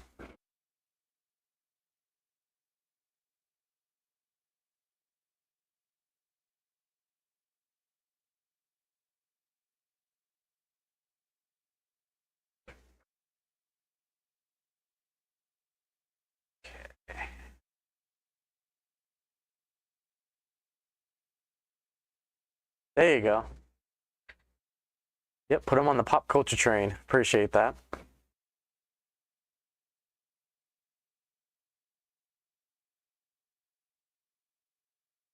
Yeah, one of these days I'll get all the mini-me's. My goal is to have a like an excursion train that has the open cars per se, and put a lot of the figures on there. I'll call it the YouTube train.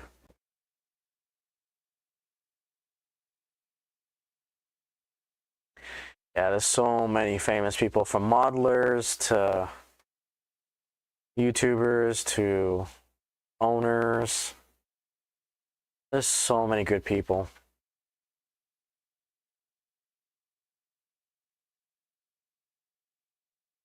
So yeah, if you guys want to get shrunk, here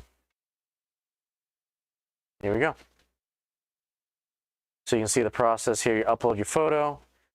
He uses CAD/AI to get the rest of the figure shape, and then become an HO figure. Nia, Mini-Me, and Brie? Yeah, that's actually a good idea. Or both of us in a pose.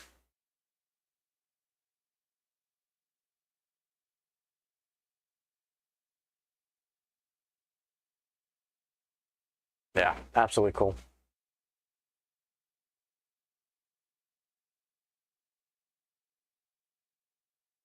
Absolutely cool. All right, let me make sure I hit all the topics here. So yeah, talked about the dual gauge, talked about the phase 2 redesign. Yeah, no problem. And again, that's the whole point of this stream, the whole point of ICville is that it's a gateway to railroading, not just to model railroading, but everything that's associated with it. I may be focused more on HO when it comes to this podcast and, you know, my railroading experience, but again, I try to branch out. Yeah.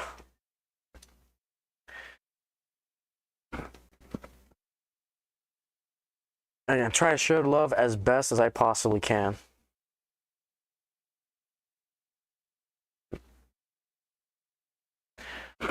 Okay, let's see if we got any updates that I need to talk about on the channel.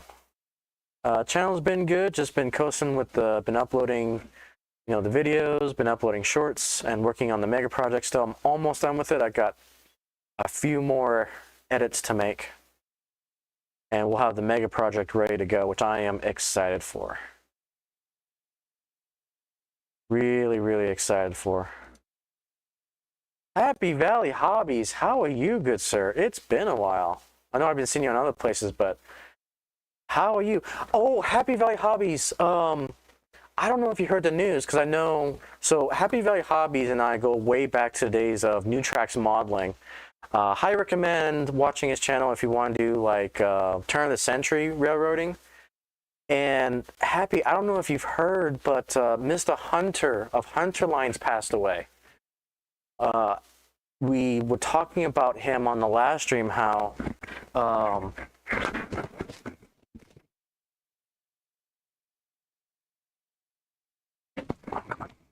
trying to get it. Okay.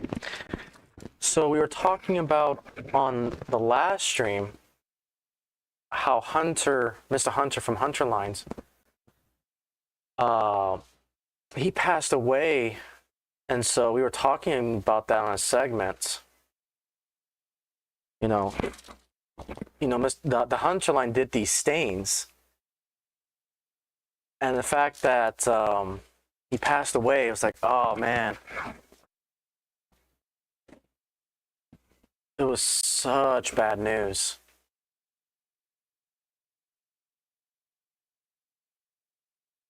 But yeah, Happy and I go way back to the days before of this channel. We were doing, we were on a channel called New Tracks Modeling back in the day. And we used to be on the Saturday stream, and then they went to just the Wednesday streams. and I couldn't support it anymore. I couldn't do Wednesdays because of just IRL stuff. But yeah, man, when I heard that he had passed, it's such a we lost a titan in the hobby, especially in the scratch building world.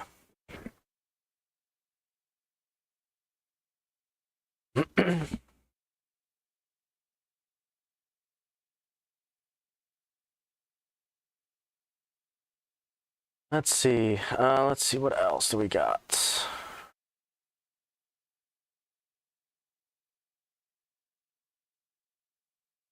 Yeah, I don't think there's anything else really to talk about as far as the channel is concerned. Like I said, everything is just my typical rail fanning videos. Been doing a lot of IRL rail fanning too. So the reason why I've been doing a lot of those videos as well is I've got a good spot to record. And I do it more for those who are into prototypes, so that way they have a example of the real trains. So double decked.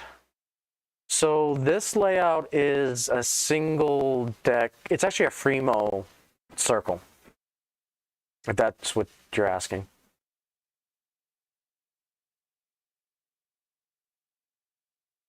So yeah, behind me is basically it's inspired by Fremo.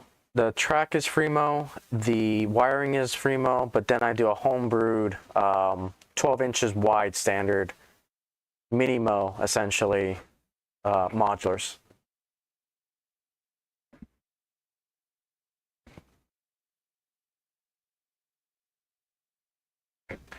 So this camera, let's do this. Let's do all the cameras too. Let's do, so yeah, you can see the wood supports there.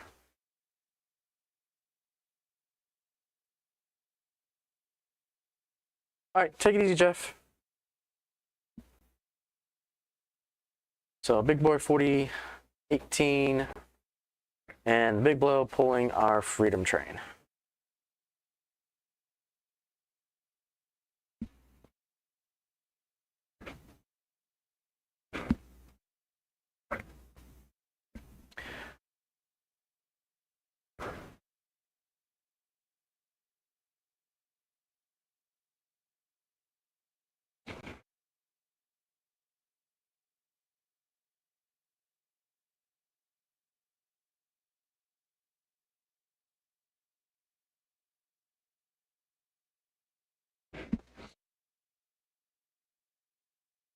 All right, let's go to all the cameras.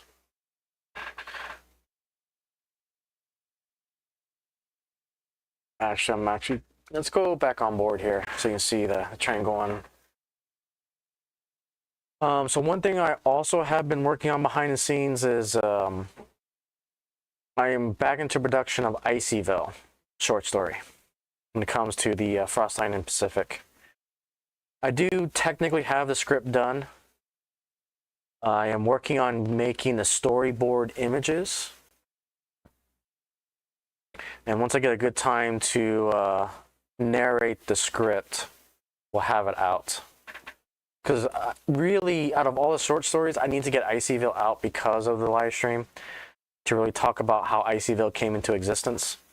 And a really important short story to tell.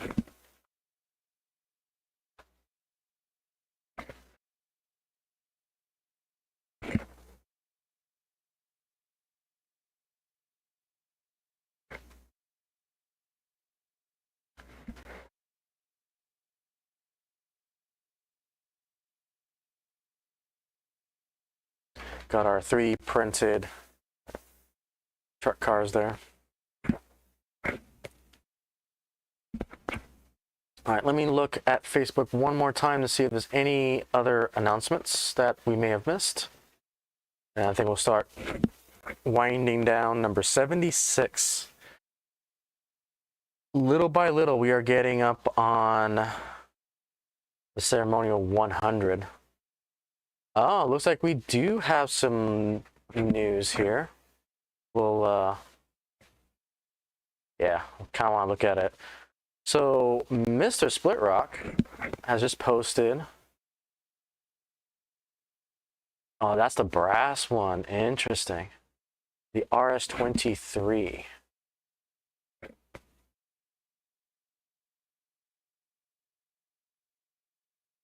So I don't want to spoil it for you guys. Oh wow, that's a big link. Hang on. Let's do this. Share. Let's do copy link. You guys can see that. So this is the brass diesel that he has. Oh no, you were behind. Oh. Oh, gotcha. No, I was mentioning to you, and saying that you were an hour behind, that I'm pretty sure you saw the announcement that Mr. Hunterline died, passed away recently, from Hunterline Models, the one who makes the ink washes back in the day of Nutrax modeling.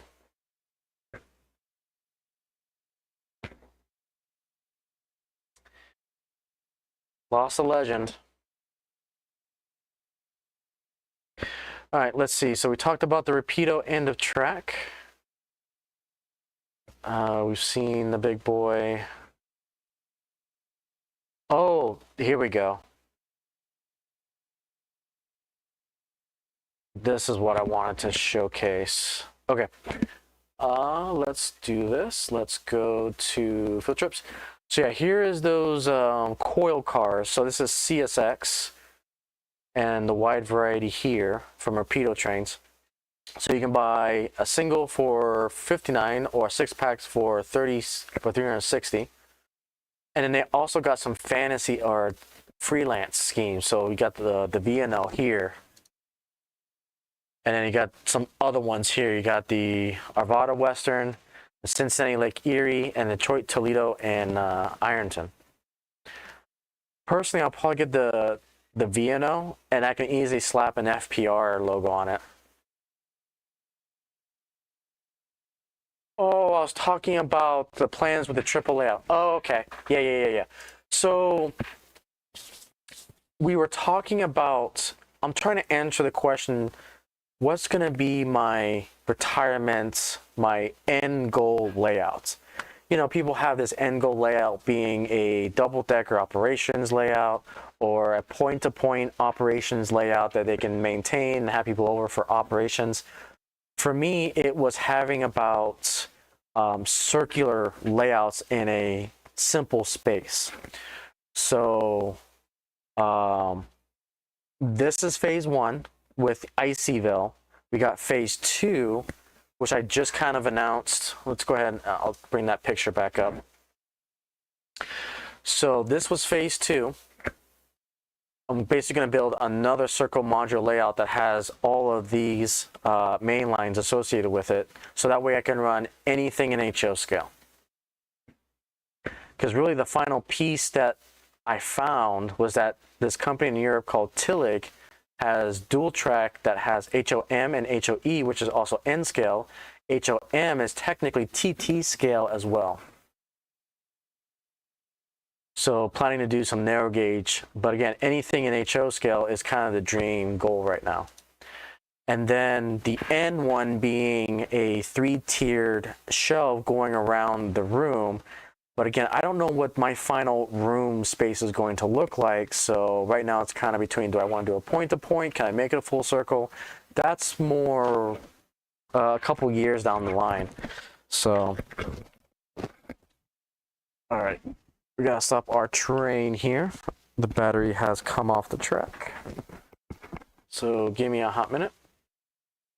Let's go to all the cameras and we'll get this fixed really quick. And we were running this for a good 3 hours, and now we have this issue, the little gremlins. All right.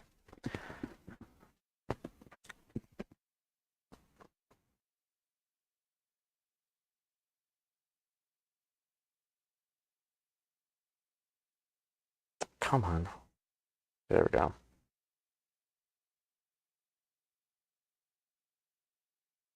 So to answer your question, Happy, I'm not sure what's going to happen to Hunterline. I hope they continue. And I tell you what, I am so happy I bought their Hunterline washes. I got like 9 of them. Because I wanted to get into just the weathering. I love their the frost inks that they came out with for my winter theme.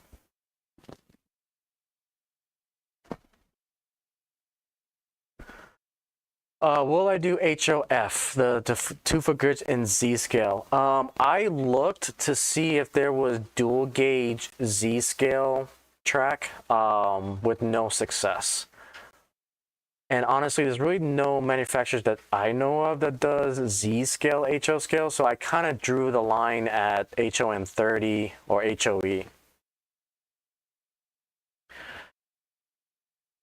I know HOM is kind of out there too. It's mostly European narrow gauge equipment like Sweden and so forth, and Germany. But I drew the line at HOM 30.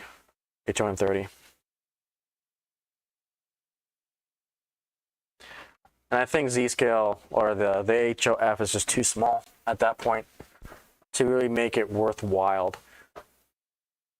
Because the issue with it too is that it's just going to throw off my 7, because I like having the track dead center of the modular. So I think it's kind of a happy balance to have the K track in the center and then expand it outwise.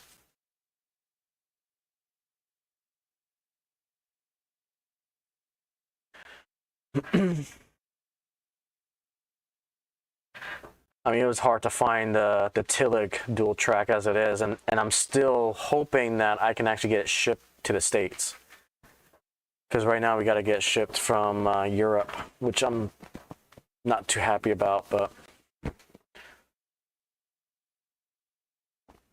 I at least wanted to have the capability to go from standard down to N scale.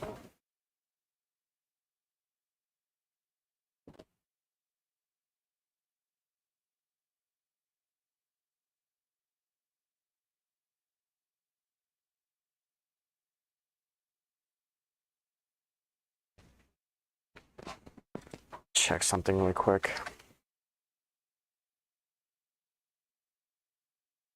Yeah.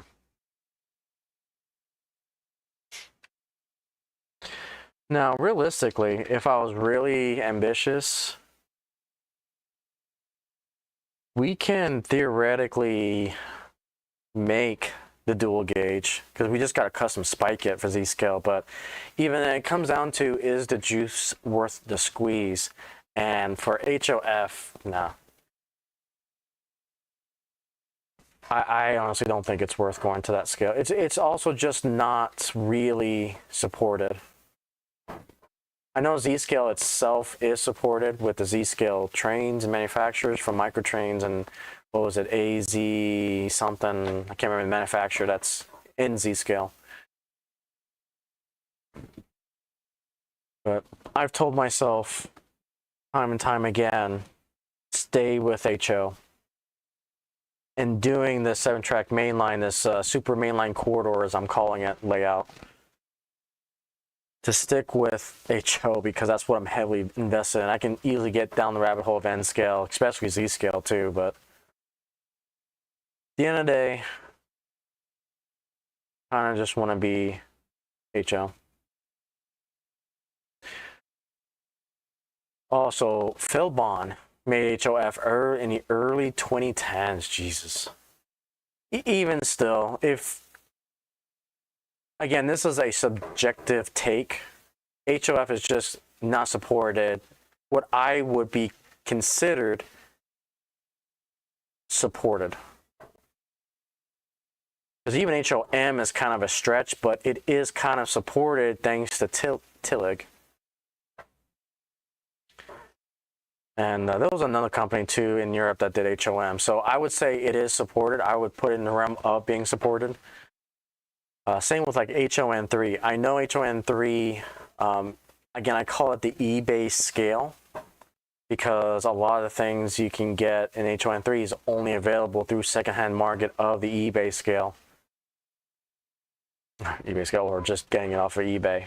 But again, I would still kind of term it as supported because there's still a lot of good finds on the secondary market. It is expensive, but you can still find it. So that's why using my subjective biased rules and limitations, and that's what eventually led to this.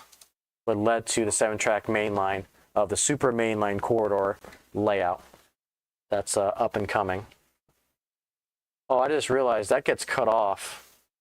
I didn't realize it was cut off for you guys. Let's do this so you guys can see it. There we go. So yeah.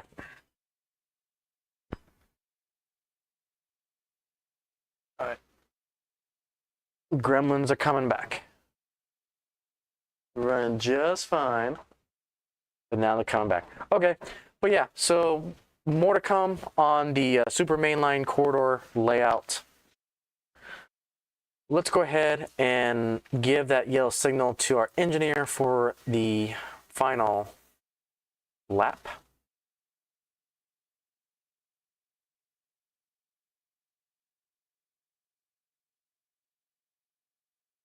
We will go to our screen here. Go to this. Now I will give that command for a yellow signal.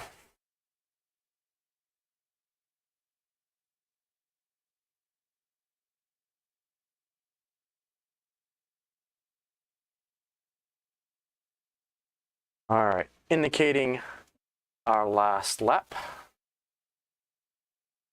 Okay, there was a short time you were considering HOF before diving into HOW6. I haven't even heard of HOW6. Let's see, what's HOW6? This one I think I got all these narrow gauges figured out.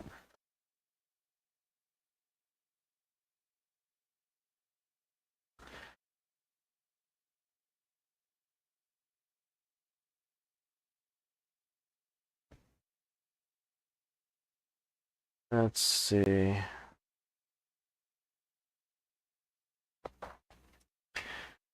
So is that just the gauge for, I know you were doing turn of the century. Is that like Civil War or?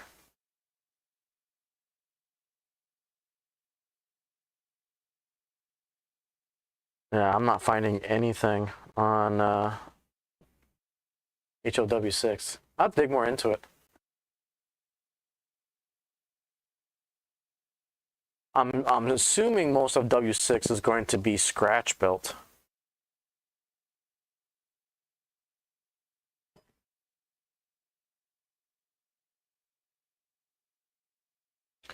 All right, let's go ahead and give that command for a, there we go. Get that red signal. Go ahead and bring up our showcase scene here.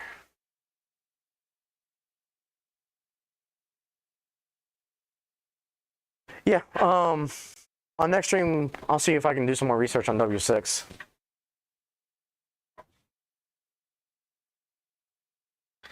Because now you've got my curiosity.